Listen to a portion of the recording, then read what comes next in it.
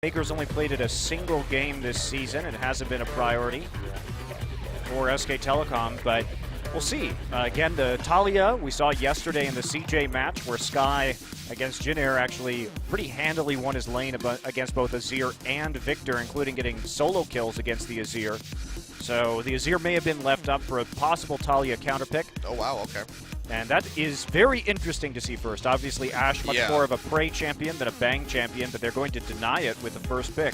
He has played this a couple times this split, this season so far, but first picking the Ashe, it's a really bold stance to take off the bat here from SK Telecom. Had something much more flexible available, like the Karma, that Faker is more than comfortable to play in the mid lane, Wolf as well in support, but they just want to go all out and pick up that Ashe. Yeah, that's a big change in priority for SK Telecom. As you say, the Karma has been pretty much their de facto first pick this season, and not seeing that go first may mean a little bit of a tricky draft here from SKT. Peanut, I like the Gragas pickup for him, just because with the Elise and the Nidalee ban, they've taken out two of the early game junglers for him to play to have an effect on the map early. So I would like him to play the Gragas. I would love to see that. He has not played it this season yet, but I do think it should be a third pick to actually unleash his early aggression. But it will be the Braum and the Jin coming in instead. So just going for that bot lane. So Prey, one of the big ones that brought Jin into the meta here in Korea, opting to go for that, and they take the Braum away smartly so that SK Telecom don't have a support that can block all of those curtain call shots.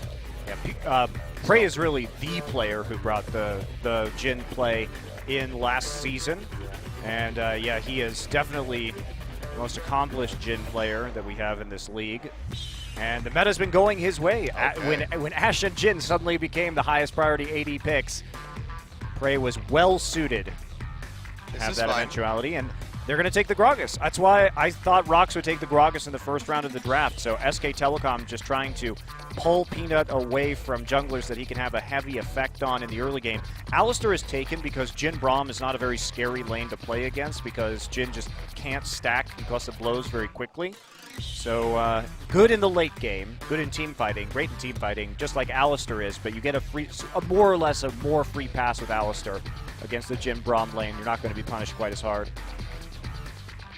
Well, Gorilla, famous for spamming the Alistar in the last split, so it's going to be very comfortable going up against that. Knows the bounds of that champion, experienced them firsthand after the nerfs. Tried playing Alistar a couple times and it fell flat, but yeah, Braum is his most played champion this season. Here we go. This is interesting. So Azir going to be locked in for Cry in the mid lane, as well as the Kindred for Peanut in the jungle. So still getting that very aggressive AD jungler, but picking Azir into Faker, always a bold move. Will we see the LeBlanc come out? And yes, we will against Africa. He had a very famous 0-5-0 LeBlanc game, very unfaker-like. Yeah. Trundle will also be grabbed here, but Smeb, he's been very comfortable in the Trundle lanes. It wouldn't surprise me to see the Rumble come out again, or the Gnar. I don't think have we seen him play Gnar? I feel like we haven't seen him play Gnar yet. Rumble has been, Rumble's been the answer. We've seen Gnar from a couple other top laners. I do agree that the Gnar is a better selection here. Rox, I feel, have been guilty of building too many glass cannon compositions lately, which this would be one of them. This would very much be a glass cannon. They have been known to do that just because their skirmishing is so good that they can get away with it. But at the same time, a big tank line, they have plenty of damage with Kindred, Azir, and Jin already. You could also go for more damage with the Rumble, and that would be the Smeb selection in this matchup. But I do feel that the Gnar offers you a bit more. But they're going to take the Rumble, as they usually do, into the Trundle, and this should be a matchup expected here by Duke.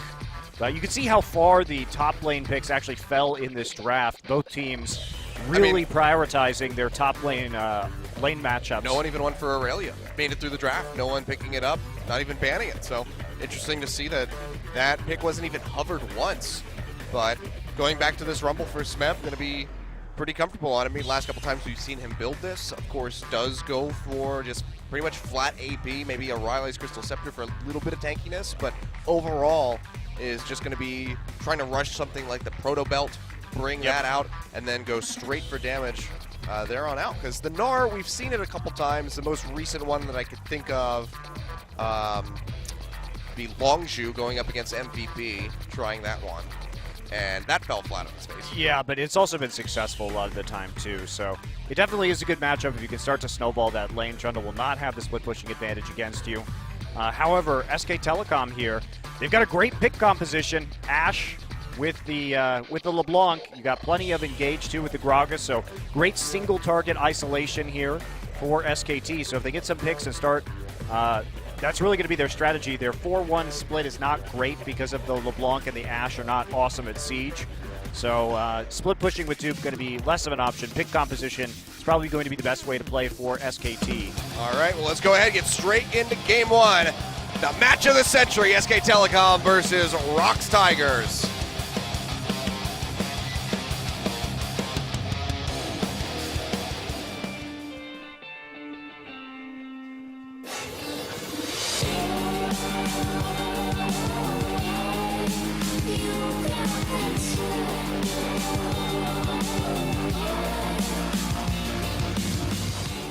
All right, kicking things off with a Cloud Drake. Seems to be the new curse for you and I.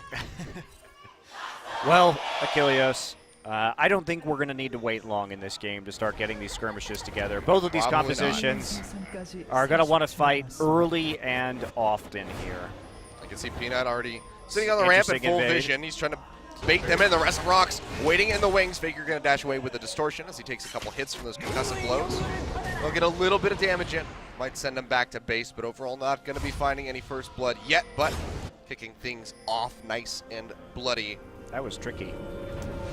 Smart by Peanut. Yeah, just hiding right there in the zone without vision. Peanut trying to bait them in. I think they didn't wait long enough there before revealing themselves. But there you go. Meantime, we do have lane swap being initiated here by SK Telecom. So he's sending their duo lane into that top side. And as for the Rox Tigers, I mean, pretty much a high damage pick composition for them as well. We've seen teams like Rox and KT do some great tower dives with the Jhin, opening up from across the map and then diving with, of course, the Kindred or the Rumble, going to be pretty useful. Yeah, you can see there on your screen, though, the race to 1,000 kills. Faker a little bit ahead of Prey. But Faker did it in 20 fewer games, so. That's true. And all of those were losses for Prey. 146-55, 146-75. Still very impressive records. The race to 1,000 kills. Also, this match, historically, all time, we've seen it a lot the past couple of years since the formation of the Tigers. SK Telecom is currently sitting at 21-8 this matchup. So, pretty much dominated by SKT. They win about 75% of the time. Not too bad. See Duke gonna get caught by that Winter's Bite, but will be able to walk back up into the jungle with Blank. And in all likelihood, we're just gonna be seeing the tower race start out in both the top and mid, as these guys will be trading objectives.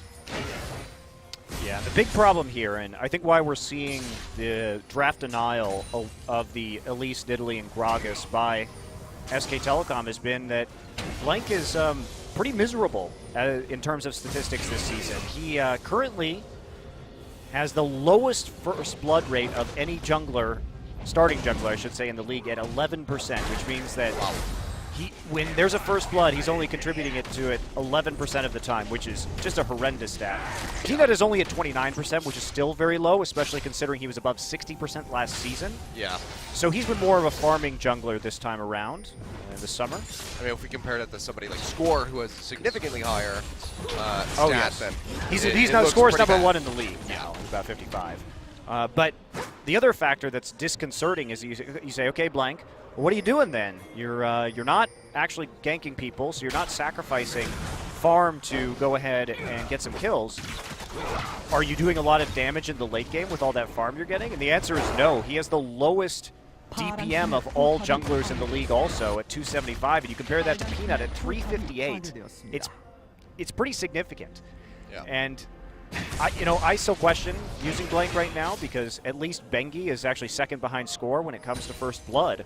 So there's a lot, I think, going on here. And SKT's just been doing the lion's share of the carrying out of the mid and AD carry because Bang and Faker are number 2 and number 4 in total DPM damage per minute in this league.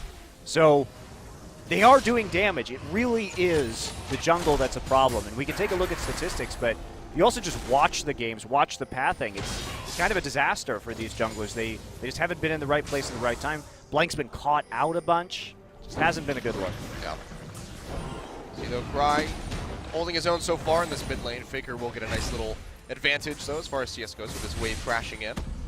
So just inch his way out. Overall though, not going to be a terrible deficit here for the Azir. The newer player goes back. Will pick up a second Doran's Ring as well as a Null Magic Mana, just trying to mitigate as much of that LeBlanc burst as he possibly can. Yeah, interesting that Cry took the cleanse here. Usually you'd see that more in an Elise LeBlanc matchup, so he's very worried about the chains apparently. Not going to be able to cleanse much from the Gragas really, except for the slow on the barrel rolls. And the Ash Arrow of Bang lands one That's from true. across the map. Yeah, that's a good point. So we'll have that for the later game. We've seen a lot of Ash Arrows recently setting up plays across the map, so. Absolutely we have. But no action here quite yet, and you know, Rox is probably going to be pretty happy just to get the Rift Herald here and trade it out for the Drake. Considering it's only a Cloud Drake, and getting the Rumble in a better place to 1v1 versus the Trundle is always nice. Yeah. See Prey on his way toward that Yomu's Ghostblade, double longsword in the inventory. Bang. Matching with the double longsword, so we'll be getting the Caulfield's Warhammer as the first item, not looking for something like the Hurricane or the Recurve Bow. Okay, well, we do have an SK Telecom recall here and putting their duo on the top side. So actually, this is a fight over the Rift Herald, surprisingly. And I think that tells you a lot about Cloud Drake. Of course, Rift Herald, very valuable to Trundle as well, but no attempt to actually contest a Drake or to even go for it. And instead, they just send the Ashe straight back up. There is no ward there. They didn't send the deep ward, but they do have traps. So they are going to see that Ashe with the pink ward. He was an inch from walking onto that thing before he plays the thing. Smeb in a bit of a rough patch, gonna have to TP back to the tier 2 tower. Very intelligently sees that gank coming through with the ward in the river. So he will be able to make it out safe and sound, but TP's gonna be down, which gives a double teleport advantage over to the side of SK Telecom. Yeah, that's really important. Now they can actually do something with this. Try and make a play perhaps. Where is this Trundle going to go? Are they going to go for the Rift Herald right now? SKT has that option to send everybody up, push the lane to the tier 2. And make that trade, which would be fantastic for Duke on the Trundle pickup. Vision going in right now for the Rox Tigers. It's like they may not be too bothered by this Rift Herald, as Smeb just going to go ahead and play patiently and take the jungle. He's not quite as gold dependent as many other top laners. We're back to the Rumble can still fight you very easily at level 6 with no items. Right, taking a little bit. Smeb comes down, finds Blank, trying to take away this red buff. Yeah, he doesn't know where Alistair is there. Yeah, this is going to open up Rox to go for the Cloud Drake, and red will go over to Blank in the end of things. But they're keeping a hold. Actually, no, reset comes through. So he's going to be sticking around for a while. This could give time for somebody like Fry to maybe pinch up and try to make something happen, but looks like they're just going to go ahead and surrender that over to the Gragas. They got what they wanted. They got the Cloud Drake, and I'm sure it's not what they wanted, but a second one will be awaiting us in 6 minutes. Oh boy. Well, they'll be able to move really fast. And actually, gotta go fast. With these compositions, Achilleos, 2 Cloud Drakes is a pretty substantial edge for creating picks. Worth noting, especially with a Jhin and an Ashe to get in position. That's true. Well, one hit away from getting that concussive blows popped onto him. SK Telecom are able to get a significant amount of damage in onto the tier 2 and top, and now Duke is getting ready to crash the wave into the bottom side. We'll be peeling back, so not a whole lot of damage going to be coming through as Prey's there to answer the wave. A lot of pressure from SKT, but they're not looking to dive or even really deny these waves. Prey is going to be able to pick up the majority of this CS underneath the turret, and the rest was gotten here by Smeb for the most part, so we're still looking at pretty even score lines and CS scores for the top laners. Yeah, just going to be a little bit of gold separating so far. Coming out of that mid and bottom side. Prey's been rotating all over the place, so has been falling behind a little bit. Cry's going to get rooted. Faker jumps back with a distortion. Will come out on top of that trade. Yeah, he's actually been growing a nice CS lead for himself, 18 right now. Being magnified here as they go ahead and grab that blue buff. Great vision from SKT in the top jungle. That's one thing, at least, that both Blank and Benki have been doing well. About the only, I would say, positive that I've seen out of their play recently, as harsh as that is. Yeah, Smeb completely surrounded by that vision, so if he goes anywhere, tries to rotate down, they will know about it immediately. You can see SKT still being proactive, going to move over, will take this Rift Herald. So, going to give that one over to Duke, I would surmise. Yep, will be him, so Your increased pressure. Your surmission was correct. I'm so smart. I'm pretty sure surmission is a word. I actually don't know. I feel like it is, but I'm not positive. I'm not smart enough to know that one. I actually don't know either, but it would be appropriate for. Well, I don't feel bad if you don't know. A surmising. You were the surmising. Your surmising was correct. I don't know. Surmission. I'm going to go with surmission. Let's it go with sounds surmission. It's more fun. You can always just invent new words. I know. I'm basically like Shakespeare. Oh wow, Peanut going in, takes a big chunk of damage. Root will come through onto Faker. Bullets coming out, flashes away. We'll take a couple of these. Blank got a body block the rest, and Rox gives him a window to push in, get some good damage in onto this tier 1. Wolf now running up from the bottom side to try to answer. Faker dashes forward, will only get a little bit of damage in onto Gorilla. And now Rox could actually maybe get this tower. Faker has to go back, does have the teleport available, but it would be a very aggressive play. Cast comes out, still have a couple of those caster minions. Faker goes forward, gets some more damage in, but this turn's gonna fall in the end. Rox, nice forward pressure, find another objective. And that for both of these basically pick compositions is a huge feat right there, taking the mid turret early. And if we track what happened in the lane swap, so SK Telecom, of course, we have these long lanes and both the side lanes. So the pressure when SK Telecom put it down and got the minion waves to the tier 2s of their enemy, they used that time to go ahead and take the Rift Herald. Now we see the waves reverse. Rox uses that to group as 5 in the mid lane, take the mid turret. So effectively what we have to look at this is, strategically, is a trade of the Rift Herald for the mid lane turret. So bit of gold here, but what SKT is saying is, okay, we're not going to need that global gold. What we need is this Trundle to really start winning this 1v1 matchup and get a place where he's very far ahead. Now, that's a bit of a commitment to the Trundle in a matchup that is hard for him to farm in against the Rumble. So I don't know if that's the right trade, but Rox is going to just answer back with that mid turret, and we'll see who gets the next advantage. Well, speaking of the Trundle, we can see splitting that build. Spectre's Cal coming in with the Tiamat. Assume that it's probably going to be the Titanic Hydra coming in. And then Smeb already completed the Proto Belt. I'll see what he goes for next. He's probably just going to go for Magic Pen with the Haunting guys.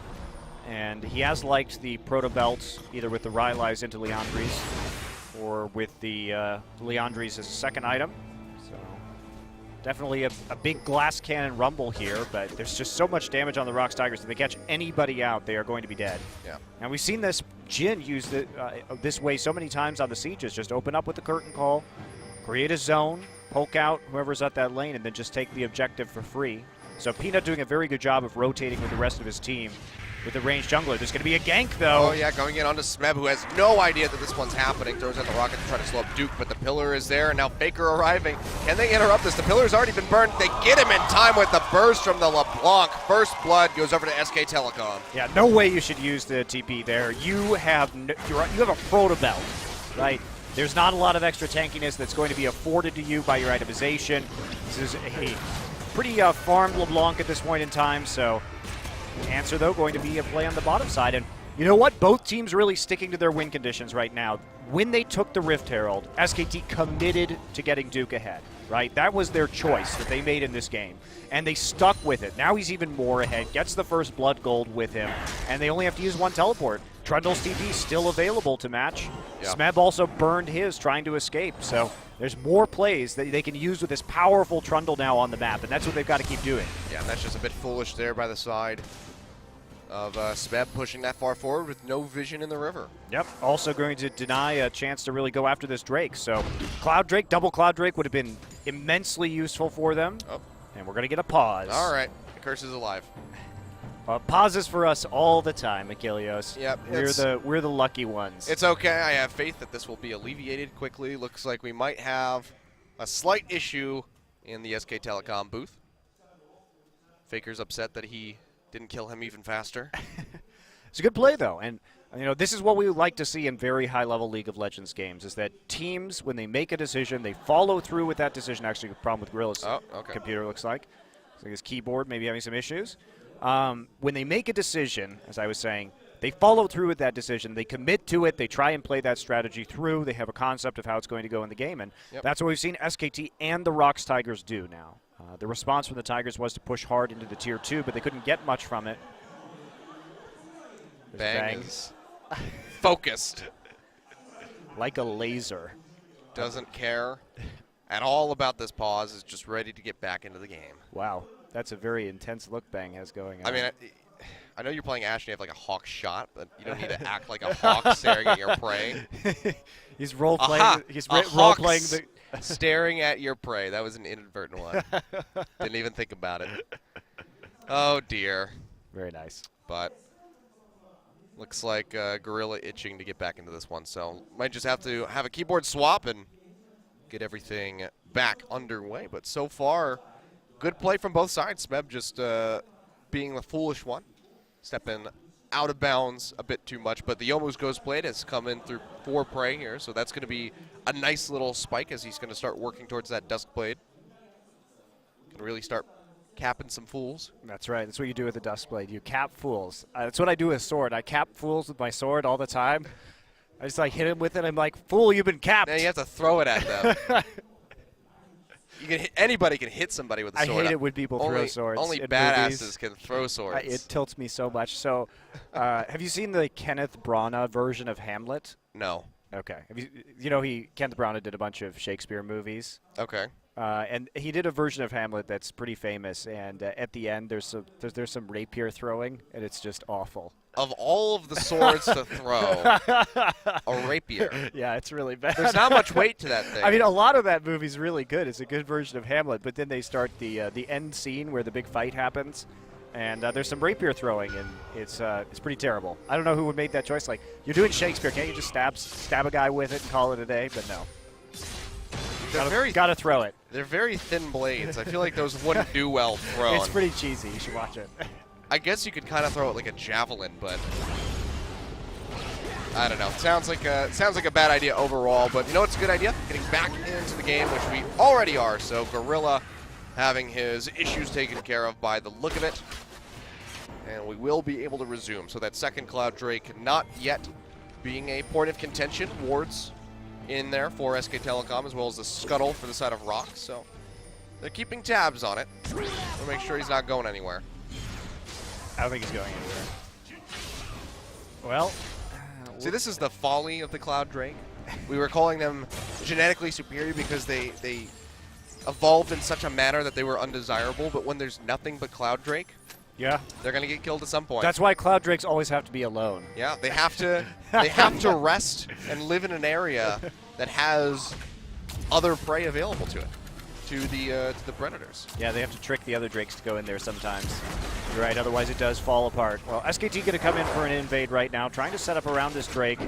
Smeb has actually walked into the mid lane at the moment.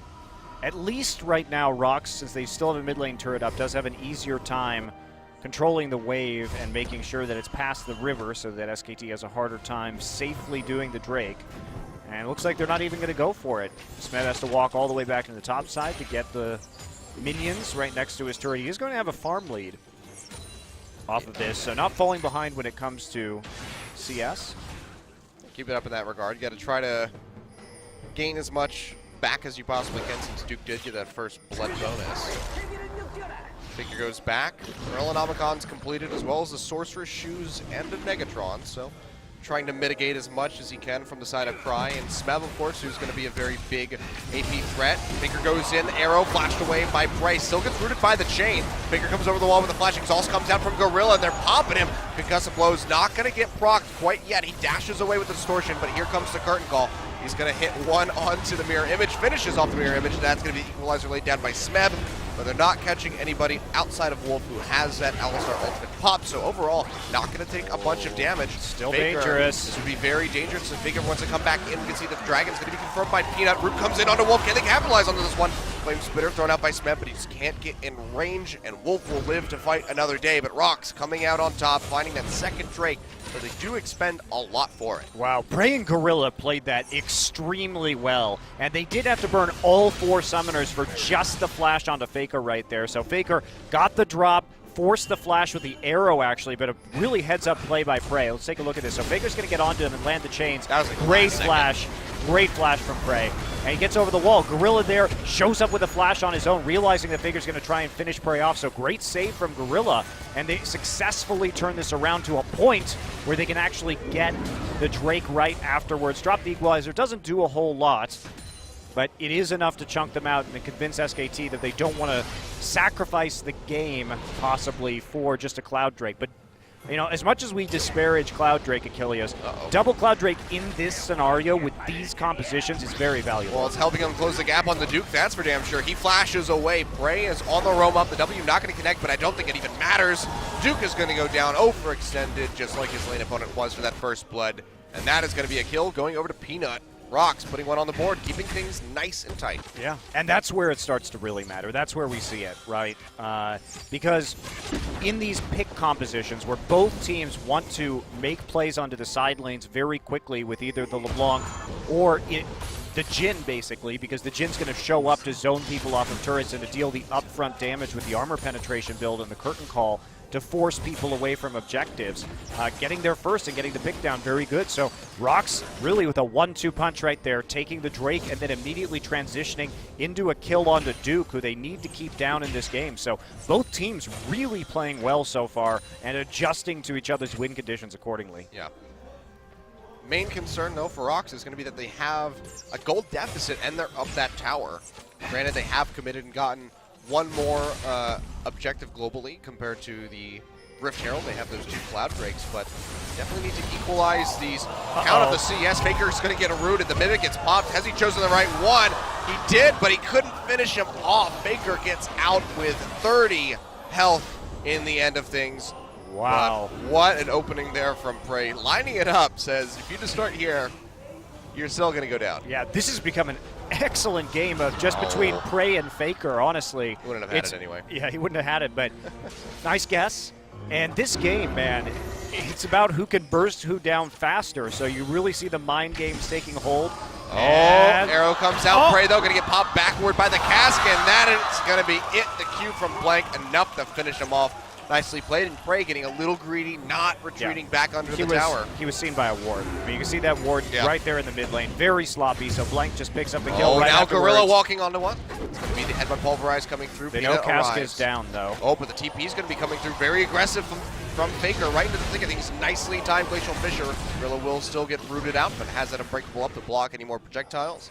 And that should be the end of the aggression from both sides, but this could put SK Telecom in a good position to push in towards this mid turret, get some more damage down onto that structure. Yeah, that actual layering right there, Faker's going in onto Cry, gets the double sigil pop, but can't land the chain, so he just has to snap right back out, but that's going to send the Azir packing, and now Prey is going to have to be the one defending, and we saw what happens when Faker meets Prey. Yeah, he probably wants to go for a Maw as a second item here. Usually we've seen Prey or Arrow go for the Duskblade second, but he's going to need some protection because Faker's definitely gunning for him. Nice sidestep on the root right there. But as I was saying, great layering of the really chasing him. Bard and Rumble ultimates in that choke point to prevent them from following up onto Peanut and Gorilla. Yeah. Oh. Blank will be able to confirm the big Raptor. Smite to take that one away. Peanut just a little bit too early. But Cry going to be able to get this blue buff. Finally. Didn't get the last one as Peanut had to take it. So that'll be nice for him, but he's fallen behind. 22 CS down underneath the Faker so far, and has not contributed to a kill. So even more of a deficit as Faker has that one assist. Yeah, he's not doing too badly, though. He did interrupt his Morellonomicon on this build to pick up the Negatron Cloak, so it was a little bit haphazard for a little bit, but he's starting to finally finish some of these items now. SKT committing with 4 members into this mid side. You can see the burst coming through from the LeBlanc on the Peanut. Yeah, he did it for free too. No punishment on that whatsoever. Just popped right in and took Peanut down to 50% health. Prey still farming in the side lane. He's got to get out of there though. Recall started. Is it going to be enough time? Looks like the answer is yes. They know he's backing off. They can't close that distance, so they can't make it. Maybe if they had 2 Cloud Drakes. I mean, seriously, yes. Like, this is one of those things when both teams are all about the collapse, double Cloud Drake really does matter.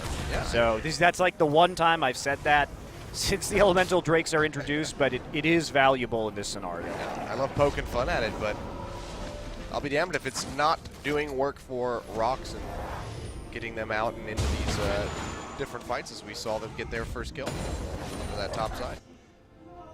It's probably more valuable for SKT. Like, if they have 2 Cloud Drakes with a LeBlanc, the speed at which they could get across the map would be absolutely amazing. But it's still very good for the Rox Tigers here. You can see, though, the damage coming through from that Jhin. Jumps Faker down about 30% just with a W. So you can only imagine what that last crit bullet would do to him. Faker's not going to stick around to find out. We'll go ahead and recall back. We'll see which way Prey wants to go. Just has the long sword. Could be shifting over to go for the Maul of Malmortius. Maybe even just get a Hex Drinker to start things off and then go for the Dustblade. But so far not showing a whole lot with that build. But my God, it was a 3rd Cloud Drake. Rox start this one up. It's going to be confirmed by Blank, however, in the end. W's not going to land. He goes over the wall with a flash. Curtain Call will find several shots onto him. Duke TP'd down, but hasn't found a way into the fight. And will, in all likelihood, just back off down this mid lane. But SK Telecom stopped the triple Cloud Drake from coming through, and they pick up one of their own. Yeah, Blank bold to go in for that, but you would rarely see somebody sacrifice their, or potentially sacrifice their life for a Cloud Drake. But getting it onto SK Telecom so that at least they can match some of the speed is huge. Oh, Faker goes in deep. Peanut taking a hell of a lot of damage. Lures on the Lamb from Smite. Now Wolf caught out. The concussive blows come through, and he's going to fall. Smeb finding the kill with a Flame Spitter. And SKT have to rethink that one. Going way too deep and give up a kill onto the support. Peanut played that so well. One of the keys to Rock's composition working against the burst that this LeBlanc has is getting the Lamb's Respite down. And he flashed backwards to make sure that SK Telecom wouldn't go on top of it. And then, of course, the Glacial Fissure and the Equalizer coming out again to punish the dive. A little bit too aggressive there, and that's something that both teams have been guilty of in recent weeks has been SK Telecom and the Rox Tigers. They like going too deep. They like playing too far underneath some of the turrets and giving up unnecessary kills. SKT didn't play that as aggressively as we've seen in circumstances where, say, Faker dies, but still maybe a little bit too over-eager, considering that there are so many tools that the Rox Tigers have to trap them underneath a turret. Yeah, that Lulu game comes to mind. Yeah, that was bad. That was really bad, the flashing under. Yeah. That was a very poor performance there by Faker. That whole series was pretty bad, but doing considerably better this time around. Burst damage still coming through, now has that Abyssal Scepter completed. You can see Rox waiting in the wings for Duke to come up to this top side, but think better of it. They're going to move back down and try to help Cry defend this turret that has been getting whittled away ever so slowly.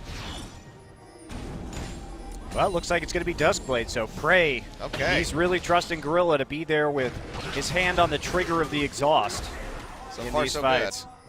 You know, Cry, sometimes we would see maybe the mid laner consider taking exhaust in a situation like this also. So it's just one, and it's Gorilla. But Gorilla's been there so far. Oh, they're going to open up here with the curtain call straight into the Equalizer burn. Bang down below half HP. Last shot will find Wolf take a hearty chunk off of him as he does not have the Alistar ultimate available. The W not going to find a route, so just going in to try to push SK Telecom back. But Duke is just sticking around on this top side, and he can get a very fast shove in towards that tier 2 tower. They're sending both Kindred and Rumble up top now to try and deal with Duke. Well, they do find him. There's on the pillar, and they won't be able to close that distance. So yeah, Cloud Drake. Can't catch me. Yeah, now 3-1 would have been very difficult for Duke to ever split push in this game because of the long-range engage from the Tigers. But with one on their side, they're only one up now, the Tigers, so it's a little bit more manageable for SK Telecom. And taking a look at this blue buff at the moment, Faker would love to get his hands on that. And it's going to be Blank. Takes it away with the smite.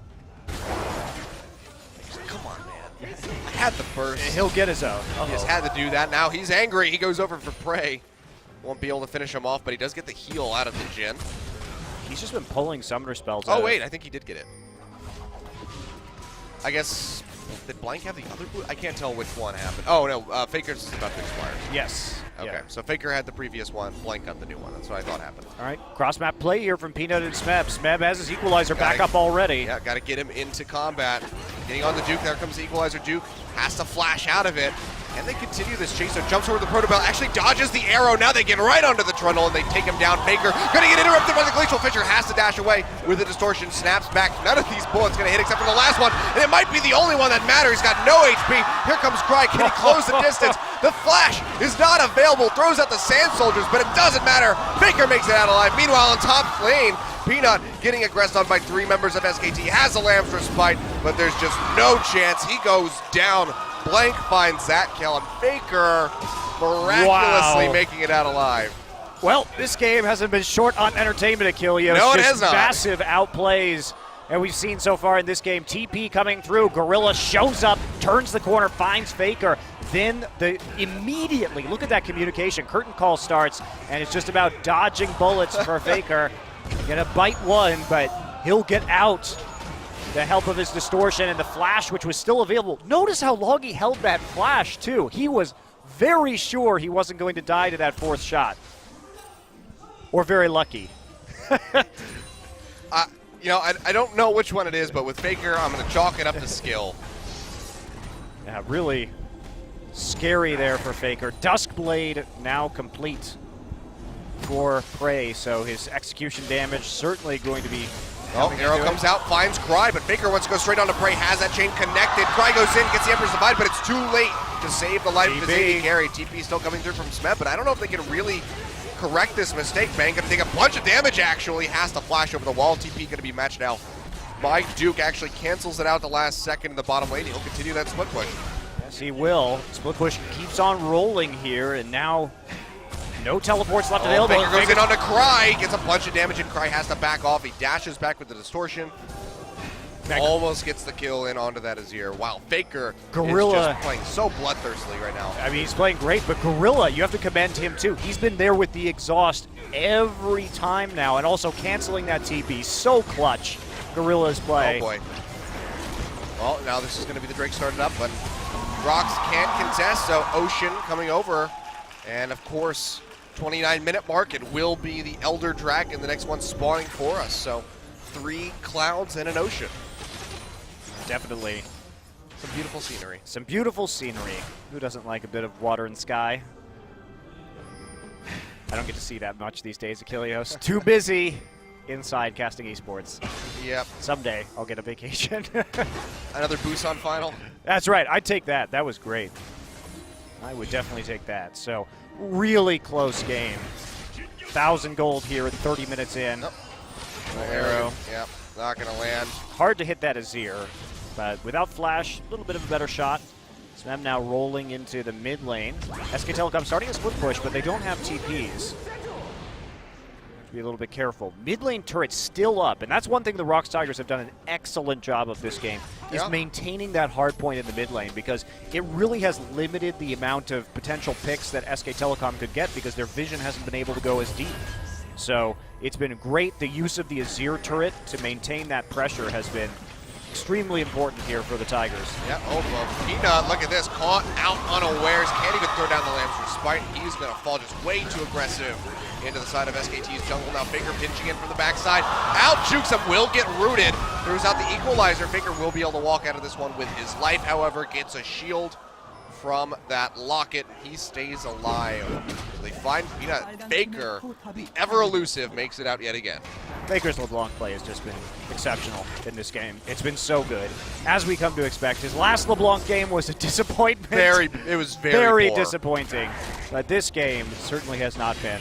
He's doing everything he can to help his team, and it's also been equally good from the Tigers in these team fights, just getting the exhaust down that they need to make sure that he can't get those kills. Also, just great preemptive flashing by Prey at times.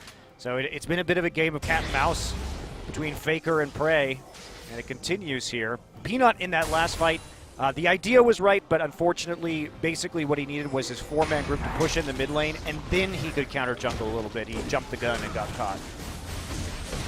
Oh, red buff gonna get taken away. Blank is able to smite that one out. SK Telecom are starting to inch forward now with a 2,000 gold lead. Still nothing very significant here at the 31.5-minute mark, so definitely could go either way. Frey is still yet to invest into any sort of MR. I think he's crazy. I'm is so surprised he went for the Duskblade. Yeah, this is a really scary build. Also went for the Dirk instead of just waiting out for the Hex Drinker, so it doesn't even get that minuscule shield compared to the Maw. He's decided he's going to fight fire with fire, I guess. He has died a couple times, but he's also contributed a lot to taking objectives in this game. It doesn't really reflect on his score line. Look at this. Faker, the Shark, waiting in the brush. He's going to go for it. Going to go in with the distortion. Yomu's gets popped. Chain's not going to connect. He opens up with the curtain call. Peanut's coming around the side. He's not going to be able to land any of these bullets, but they do push Faker off. So just not connecting on that E, and the LeBlanc backs off. Yeah, SK Telecom using their double TPs, though, to control the pressure on the map. Cry left alone in the mid lane versus this Ashe, and threat of Faker is very real. Yep. Does have not so much HP right now. That is good, at least for Cry, because he was down pretty significantly in CS. Now he's closed that gap down to about 7. So that does help out, but Bang has been picking up all of the CS on the side of SK Telecom. Well, that's the advantage of having the double TP, right? Is that you have a lot more options when it comes to farm. Also, the Rox Tigers are rightfully afraid of stepping too far out into the lane against this pick composition. The Ashe in the mid lane does threaten both of the side lanes with arrows, and Jhin obviously doesn't have a wealth of escape mechanisms. He doesn't have that flash out. Oh, he's got the Hex Drinker now. Wow, okay. That was an interesting interaction. Cry gets popped away, goes right back in. Cast gets used by Blank, not able to create a pick, and Rox are going to just hold firm in this mid, try to defend this turn as long as they possibly can. It's only down to about 50%, so they still have a decent little bit of HP on that structure to work with, but if Bang can walk up and get some hits in, he will shred that tower. Already has 3 items completed with the Essence Reaver, IE, and Hurricane, and now with this wave coming in, SKT look to get the damage, and Faker goes in deep, finds Peanut, Lancer Spike comes down immediately. Can they answer a kill on the Faker? He gets locked up by the concussive blows, but it's actually the Mimic as he just escapes into the back. Wolf now going low. They can proc this. They will get the root bullets opening up with the curtain call. Arrow from Bang, not going to interrupt Prey in the end. The 4th shot goes wide. Prey finds one onto the Alistar, and the fight continues. Bang taking a bunch of hits from those Sand Soldiers, but Faker comes in the backside, finds a kill, a double at that. Gets taken down by Prey, and the skirmish continues. Rox down to 2 members, both of them extremely weak. They have to peel back and surrender this tower in the end, more than likely. But wow, Faker going in deep in the backside, finding a double kill. He died for it, but it was definitely a worthwhile trade. Back in, and Prey overextending here. Has the flash available, but is it even worth using? Blank's there. He's going to hold on to this one, and he will fall in the end. Blank finds the kill, and Prey overstaying. Pays for that one yet again. All in all, I believe that's a 4 for 3 or 4 for 2 in favor of SK Telecom. Yeah, and Faker comes in, tries to get the damage on Avina, forces the Lancer Spite early, which is actually very important. And as you say, he's the Mimic that was actually stunned by the concussive blows right there. So quickly that I didn't even notice that at first. I didn't even notice it either. So here's the arrow. Does just it hit Peanut anyway. Wow, looked like the hitbox was not going to land on that one. A bit of a lucky arrow, but watch Faker come back in through the Raptor pit and then get the Sigil down to also kill Gorilla. And then he takes the final thread shot for 834 to the face from Prey. But wow, that is a trade that SK Telecom would happily take any day, I think. Yeah. So Prey again, as you said, afterwards getting caught out, trying to push the wave in. One recall was very sloppy by him next to a ward in the mid lane. Did cause a death to Blank and died a 2nd time. Yep, he comes in, gets immediately hit by the Winner's Bite, but still chunks Gorilla down below half HP. Wolf goes in with a headbutt pulverize. Root comes through, finds Duke. He gets popped up now by the Glacial Fissure. The Sand Soldier's not doing a whole lot. The curtain call not really connecting. Rox just holding on to this tower for dear life. It's just a hit away by Bang. to go down. The double from Bray not going to connect onto Faker, and SKT will be able to claim this turret as their own. They did protect it for 36 minutes, which is pretty damn impressive from the Rox Tigers, but eventually it must fall as they chunk out the members of the Tigers. Now they're going to try and go for the tier 2. Oh my god, Faker actually pops Peanut, going over the wall, finishes him off with the chain, and now Bray, no man's land, he's going to go down. 2 kills now picked up for SK Telecom. Dry near falling as well, has to back off, and SKT are just taking over this game. Yeah, they are. Faker just doing Faker things this game. Incredibly impressive LeBlanc control, just turning the tides of what was a very close game, but now they take 2 mid lane turrets, they take out Bray, they take out Peanut, and they will take out the Baron. And there's just nothing that Rox can do to answer this, and SK Telecom, after a very back and forth, a tiptoe game between these two teams, SKT has finally found firm ground to stand on, and they are taking control of the Rift, now having a 5.4 thousand gold lead in their favor, up 6 kills, a turret, and even in Dragons. Now with the Baron in their inventory, you're going to be looking for this Elder Dragon to really help seal the deal on this victory. Now Gorilla has to be careful. Take a bit of damage right there, but has the Sand Soldiers to protect him, and SKT just going all in. Elder Dragon, are we going to see the contest?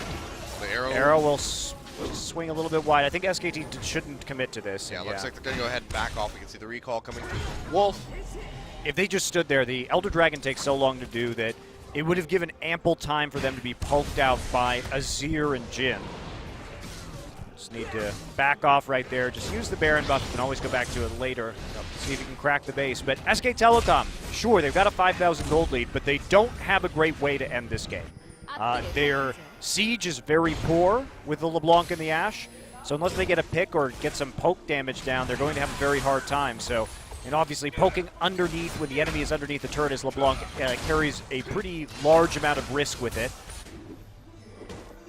May not want to actually go there, and Rox is very good at kiting with this composition. Yeah. See though, Blank getting called out in the jungle, still very safe on the Gragas, has that Guardian Angel completed. Double dead man's played on the side of SK Telecom, as Duke has one, and now another GA comes through. So you mentioned that if Rox catches somebody, they'll be able to burst them down, but not anymore, it would seem, unless they could get somebody on the lower half of the standings. Yeah, we also do have to question a bit the Tigers' lack of MR in this game. Smeb has decided to go for Azonius next, which does make sense. I mean, doesn't have MR, but can evade some of the burst from Fakers, and Faker just be a frontliner turning gold flame spitter on. But yeah, maybe you...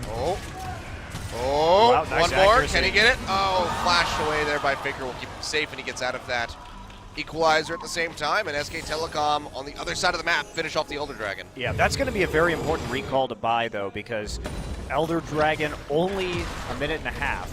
So they don't have much time to work with it. They just bought quite a bit unless Faker wants to use his TP right now.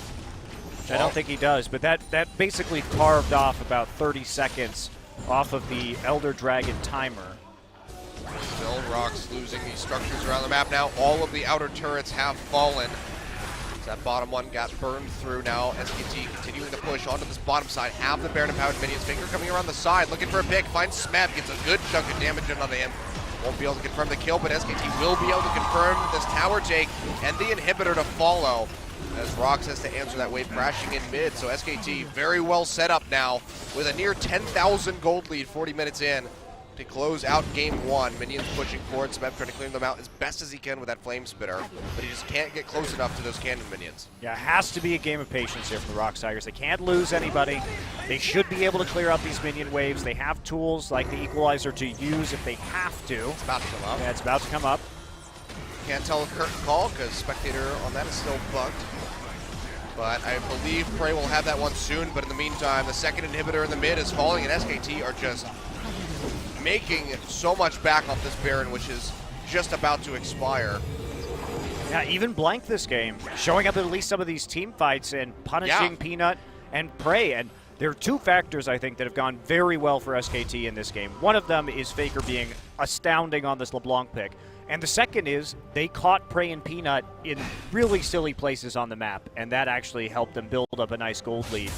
And that was pretty much Faker and Blank's doing. So definitely Blank showing an improved performance, at least in game 1 of this series. And Peanut just trying to counter jungle when he didn't have any business doing so, dying in the process, and Prey recalling or trying to clear waves in unfortunate positions, getting caught out a couple times too. Yeah.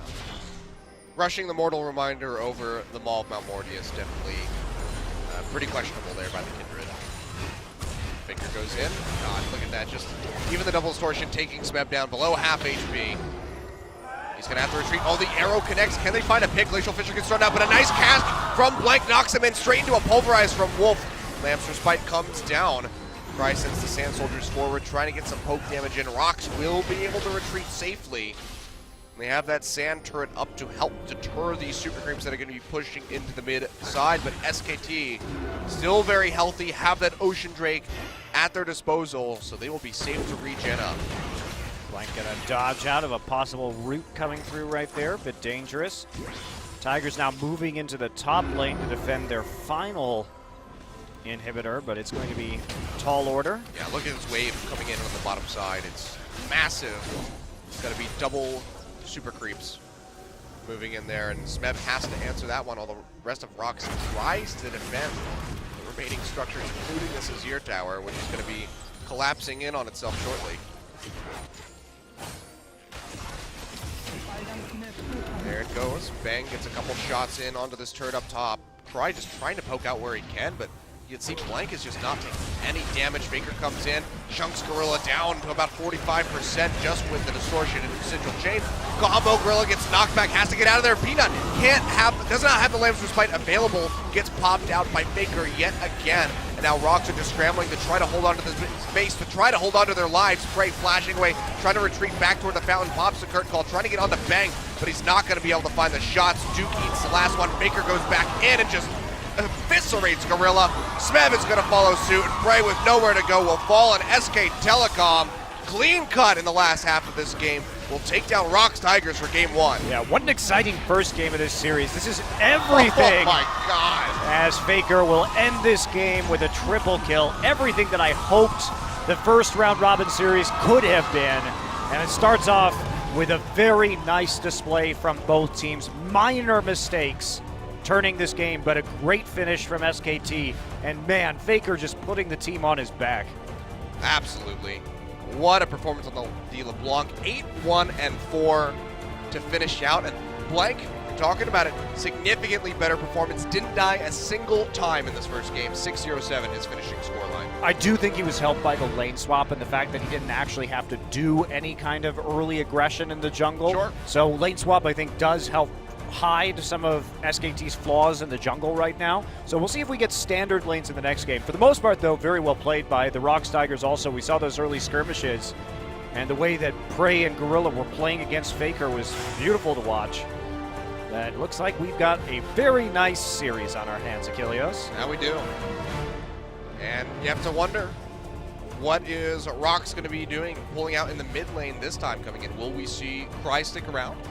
Will we see Kuro come out? I think Cry played actually pretty well, so I'd be surprised, but you can see right there, Faker topping out the damage charts, about 34,000. Yeah, Prey doing a good amount as well, but in the end, just a little bit too squishy, very greedy with the build, going for the Duskblade before the Maul of Mount Mortius, and that was enough time, enough of a window for Faker to utilize that burst on the LeBlanc and just regularly, if not kill him, at least poke him out of the fights. Yeah, good stuff. Well,